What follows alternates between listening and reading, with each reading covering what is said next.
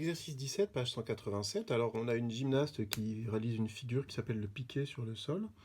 Elle a une masse de 51 kg.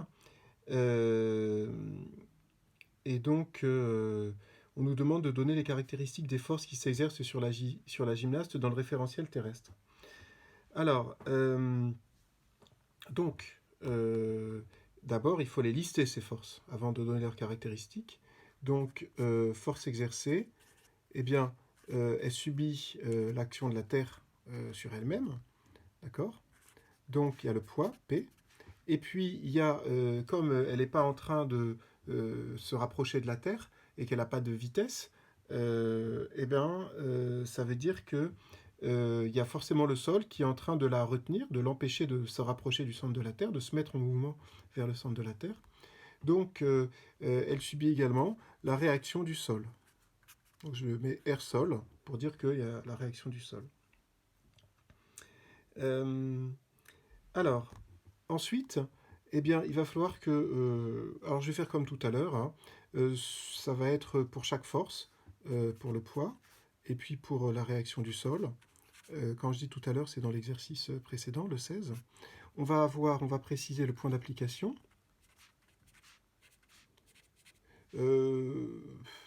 Je mettrai hauteur et receveur à la fin. Point d'application, direction, sens, intensité, hauteur, je précise, hein, bon, et receveur.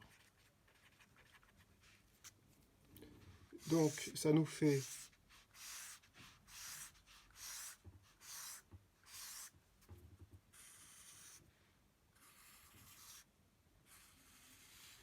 voilà une petite grille à remplir. Le point d'application du poids, eh ben, on va dire c'est le centre.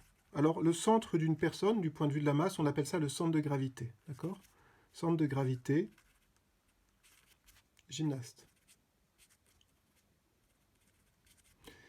La direction, bah, c'est vertical. Le poids, c'est toujours vertical. Le sens, c'est vers le bas. L'intensité, alors là j'ai des données. On me dit que la valeur de la force exercée par le sol sur la gymnaste. Alors ça c'est 500 newtons. Bon, donc ces 500 newtons là, c'est par le sol sur la gymnaste, donc ça sera ici 500 newtons. Moi j'ai besoin de la valeur du poids, donc P. Je pourrais l'écrire ici, hein, c'est M fois G.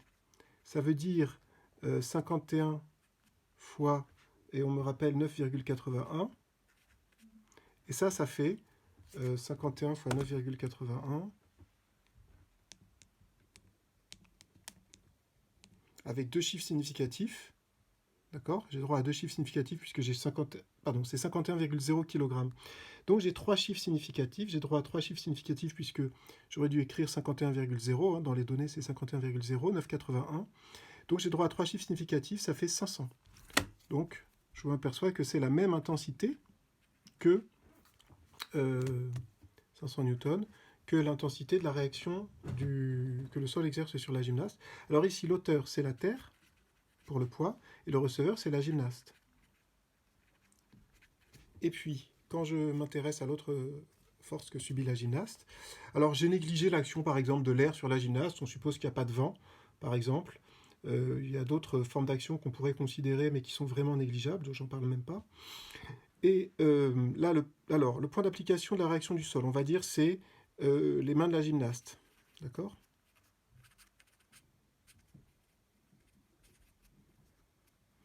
La direction, c'est vertical.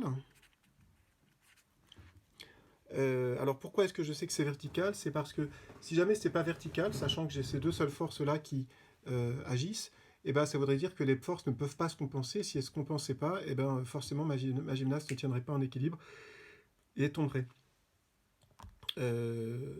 Donc le sens, là par contre c'est vers le haut, puisque c'est la force qui permet à la gymnaste de ne pas se rapprocher de la Terre, donc c'est vers le haut. 500 newtons, ça c'est donné dans les données, et c'est pas surprenant que ce soit exactement une force qui permette de compenser la force exercée par la Terre sur la gymnaste. L'auteur c'est le sol, oui,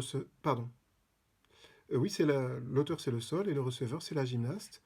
Et donc là on était en train d'étudier uniquement le système gymnaste, là, le système de la gymnaste, qui est donc en interaction avec deux autres systèmes, la Terre d'un côté, et puis une petite partie de la Terre qui s'appelle le sol, donc on isole un petit peu artificiellement, mais enfin, qui est pas séparée de la Terre, mais qui se comporte, c'est une partie de la Terre qui se comporte différemment de la Terre dans son ensemble, puisqu'elle elle repousse la gymnaste.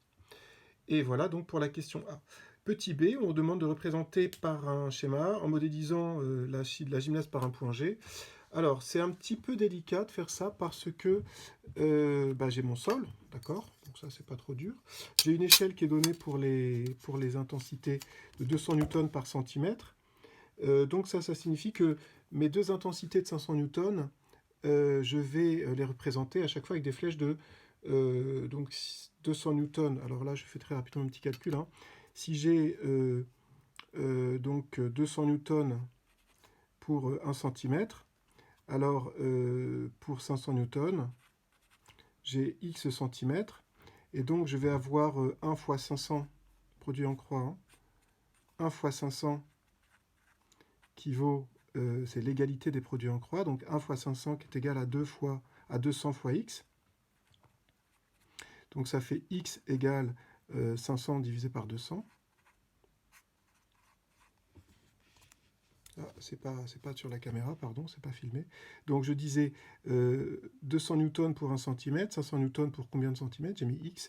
1 fois 500 newtons, donc premier produit en croix, est égal à l'autre produit en croix 200 fois X. Donc ça fait X égale 500 sur 200, ça fait 2,5 cm pour la distance X. Donc, moi je vais avoir mon sol.